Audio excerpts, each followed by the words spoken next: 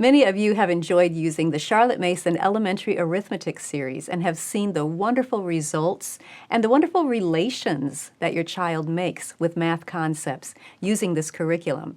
Today, I want to talk with Richele Baburina, the author of that series, and give you a little peek into behind the scenes. What's the story behind that series?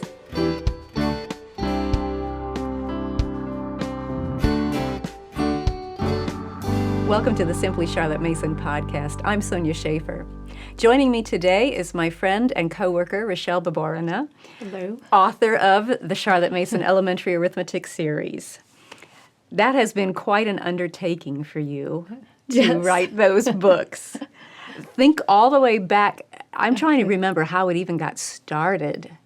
I do remember one thing. You said you would never write the curriculum. I did say that. Oh my goodness.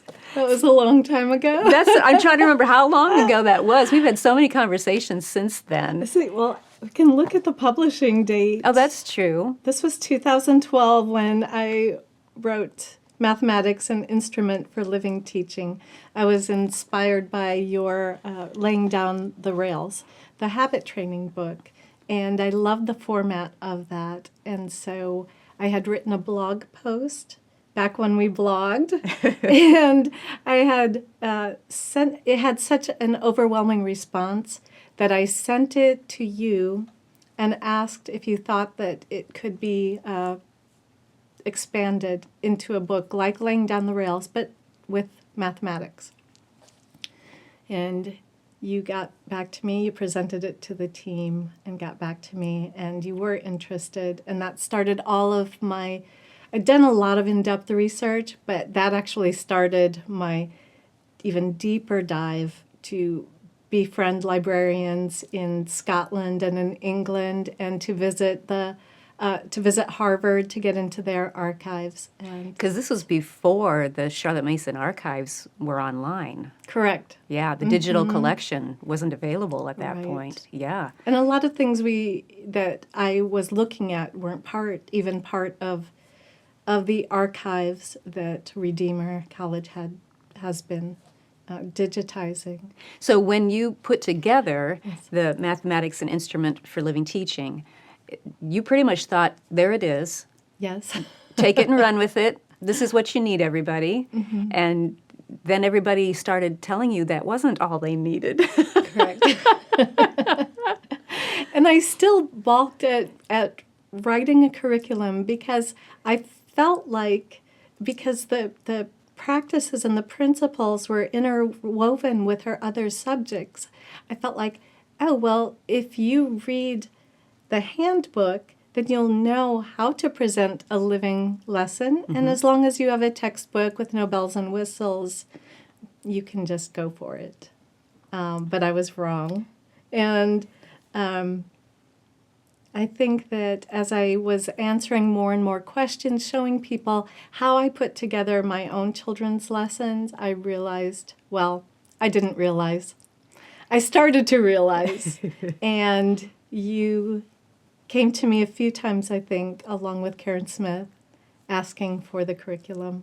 Begging. Yeah. Yeah, pretty much. I don't think we got on our knees, but it was imploring. Yes.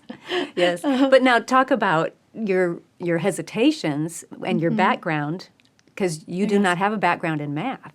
I don't have a background in math. As a matter of fact, I was told by my guidance counselor in high school to not choose a career in math. I chose a career in what's called cryptologic linguistics, which I didn't realize was bound up in mathematics. and because I was able to, I was successful in that career, that I kind of started realizing that there were just too many other things at play. The main thing was how I was taught math, but the reality is, as Charlotte Mason says, is that every person can be taught to some degree to think mathematically when set upon the right road. And that's when I kind of started to realize Oh, I have the ability to think mathematically. And to guide your own kids in their math Yes, lessons. but when I started guiding my own children, that's actually what led to the first handbook, was because I didn't want to give them my math experience.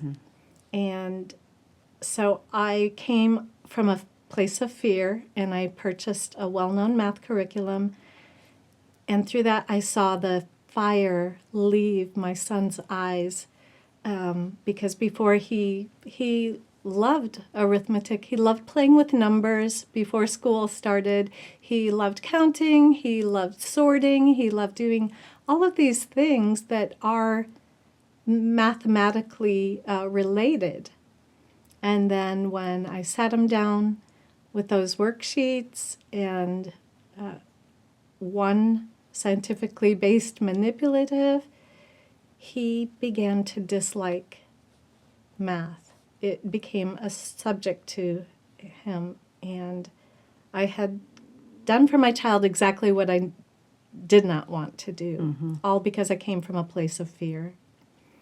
So because we were using the Charlotte Mason method in the other subjects, I knew that I had to, and getting the results that Charlotte Mason tells us, and we had a healthy atmosphere. You know, we were meeting these great living ideas and these great people, and you know, my children were building good habits, except in math. It was like a piece of a puzzle from a different puzzle. It didn't fit. Yes. That's when I decided to look further into what Charlotte Mason meant. How do we bring about beauty, joy, truth, wonder in the math lesson?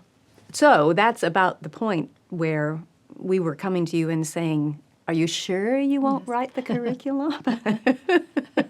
You wore me down. Just, a little drop of water every once in a while.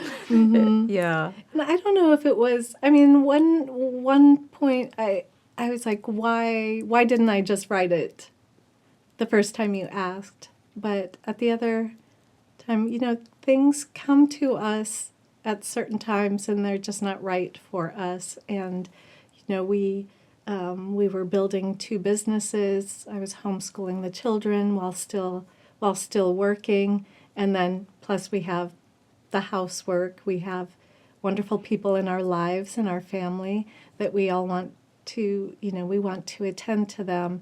And it was a very prayerful matter for me. And then once I started, I just remember you sent me an email that said something like, well, dear, you're probably at the point right now where you are wondering why you ever agreed to this. And so you would drop me these emails along the way based on your own experience, think of writing, that would really bolster me and lift me up and help me, continue on. I'm glad. And you have had some huge challenges over the years of cranking out these 6 books. You don't have to go into all of those, but let me just, I will assure our readers and our listeners that you have had some this has not been smooth sailing for you. Not at all. I consider every book a minor miracle, and I don't know, maybe that sounds like too much, but really it wasn't. And there's a verse in the Bible where Paul is talking to Timothy, and he says, think upon these things and the Lord will reveal them. And so I felt this confidence in that if I put in the time and the effort and thought upon these things, like how am I going to present, one of the big ones was, how am I going to present division of fractions? We have all learned, that we just invert and we change the symbol and we multiply. But I want the students to understand why that works and how that works. And so there were concepts along the way that I just really struggled with, but also at the same time, it's an exciting thing knowing that if I think upon these things, the Lord will reveal them. And so putting in that time and effort, but yes, as we all do, we all have struggles. We all have our own giants that we face. And so in my personal life, there were a number of those giants along the way, and the team was really great.